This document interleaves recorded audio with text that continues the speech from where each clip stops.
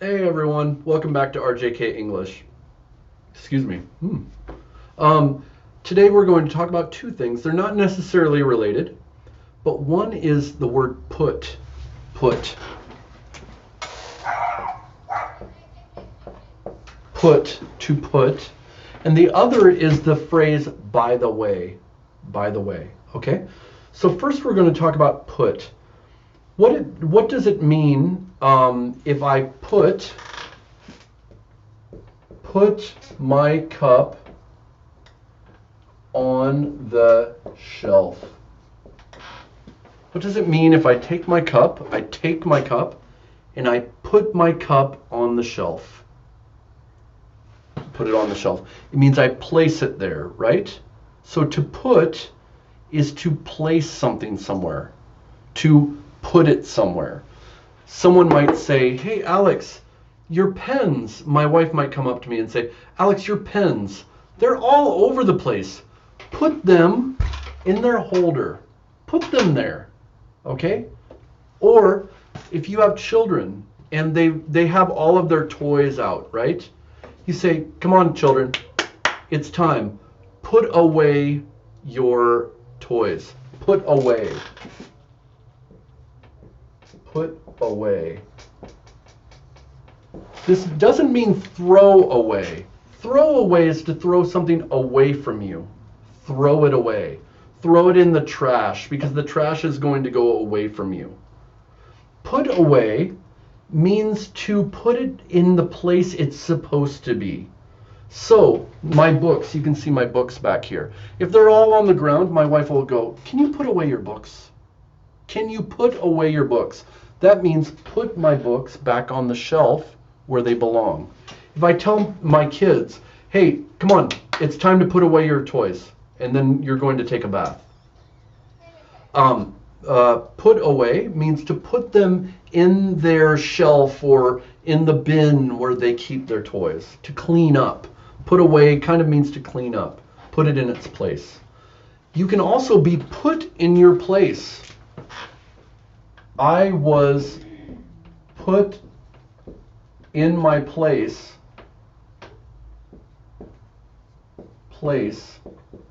by my boss. I was put in my place. Remember, put away means to put something where it's supposed to be. What is my place in a job? If I work under a manager, my place is being a subordinate. Subordinate. Subordinate.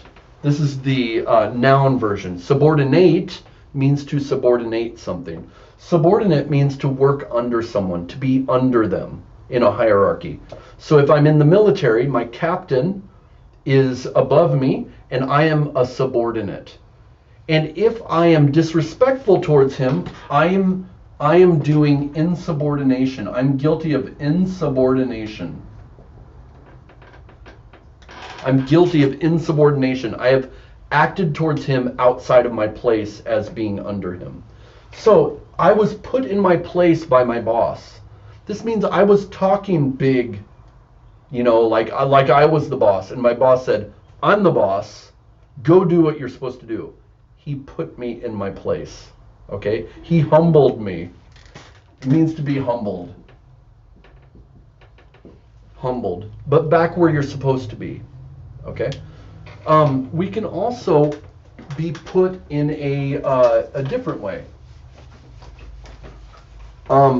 So I can be put in an uncomfortable position. What does it mean to be put in an uncomfortable position? It means to be placed in it, and you're in a uncomfortable position. It doesn't mean the way you sit. It means relationally. So this is not physical. So your friend comes up to you, or my friend comes up to me and he says, hey, Alex, how you doing? I'm like, hey, how are you doing? And he says, Alex, how much do you make? What's your salary? I'm like, he has put me in an uncomfortable position. In the US, we don't talk about our salaries because we don't like to compare ourselves to each other. So he has put me in this strange position where now I have to tell him either I don't want to talk about it, which is uncomfortable, or to tell him and then he might not be happy about it. Or he might think he's above me if he makes more than me, right? What if you're having a party and you didn't invite someone? You don't have any more room. But then your neighbor comes and says, hey, am I invited to the party? You are now put in an uncomfortable position where you either have to say no or you have to invite him and maybe your family is angry at you. Why did you invite him? We don't have any more room. You're in an uncomfortable position. In a way, we use another word for this. I'm put between a rock and a hard place. I have been put between a rock and a hard place, or I am between a rock and a hard place. A rock and a hard place are two uncomfortable places. This rock is hard, a hard place is hard. They're the same thing. I'm between both of those. I don't have a good choice either way. I don't have a good choice. This is a rock, this is a rock. I'm choosing a rock either way. So we say, you've been put between a rock and a hard place. I can either invite him and have my family angry at me, or I can not invite him. I can say no, and now he's mad at me. It's an uncomfortable position, right? You can be put in an advantageous position.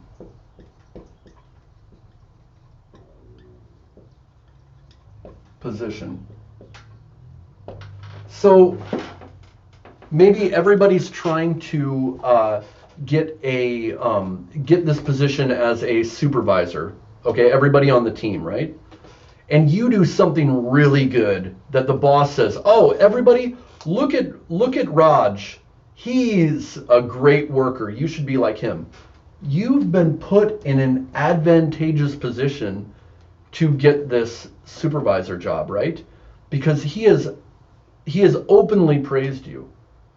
Or let's say I'm trying to get into Harvard. Okay, Harvard is a really good university. And my father went to Harvard. And he gives money every year to Harvard. I am put in an advantageous position when I apply to Harvard. Probably I will get in and another person will not get in. I'm in an advantageous position. That's how we use put, okay? Yeah. So now I want to switch gears. What does that mean? I want to change the topic. And that is a perfect way to talk about by the way. By the way. This can also be a way of switching gears. What does it mean to switch gears? If I'm teaching you one thing and I need to move on to another, I need to switch gears from thinking in this one way to thinking in another way. Maybe we are talking about math for a while. And I say, oh, now we need to talk about psychology. I'll say, okay, everybody, let's switch gears. Let's move on to psychology. Psychology and math are totally unrelated, right? This is how we use by the way. By the way. So let's say I'm making a sentence. I was talking to my friends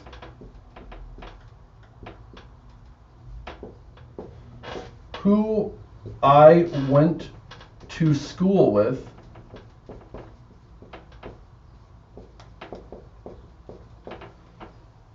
about my new job. I was talking to my friends who I went to school with about my new job. So who I went to school with is an inserted sentence. It's a subordinate clause. If you take it out, it still means something. I was talking to my friends about my new job. But I want to tell you something more about my friends. I could say I was talking to my friends about my new job. I went to school with them. But it sounds a little better if I say I was talking to my friends who I went to school with about my job. Okay? So I can talk like that. But I'm going to show you a different thing I can do. I was talking to my friends Who get drunk all the time about my new job? Get drunk means to drink alcohol until you're just like, you know, to get drunk. Nashe mein, I think in Hindi. So I was talking to my friends who get drunk all the time about my new job. Now, the previous one that I went to school with, that's actually kind of related to talking about your new job. This one is totally unrelated. Get drunk all the time. What does that have to do with talking to them about your new job? It's two totally different things, right? So I would put by the way here. By the way. We call this an aside. An aside. Why do we call it an aside? I'll show you physically what I mean by this. I was talking to my friends, who like to get drunk all the time, by the way, about my new job. It's almost like by telling you this thing that's unrelated, it's like I'm pulling you aside, out aside and telling you something in secret, and then we go back to the conversation. Like I'm in a group and I'm talking, but then I only want you to know something, so I pull you aside from the group and I tell you something, and then I go back to the group and talk. It's an aside. I was talking to my friends, who like to get drunk all the time, by the way, about my new job. And that's what by the way means. It means incidentally, not necessarily related to what I'm talking about.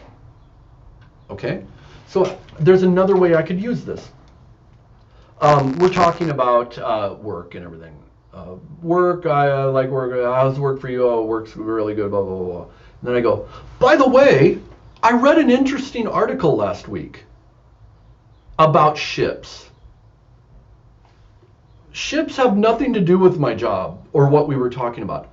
I'm changing subjects to something else quickly, but it's one particular thing. It's an incidental. It doesn't have to do with what we were talking about. It's kind of an aside. I'm switching subjects in a way. I say, by the way. By the way, aside from this, I was reading about ships the other day. And then we could talk about ships. You know, if they're not interested, you'd go, what does that have to do with anything? Oh, I thought you might be interested in it, right?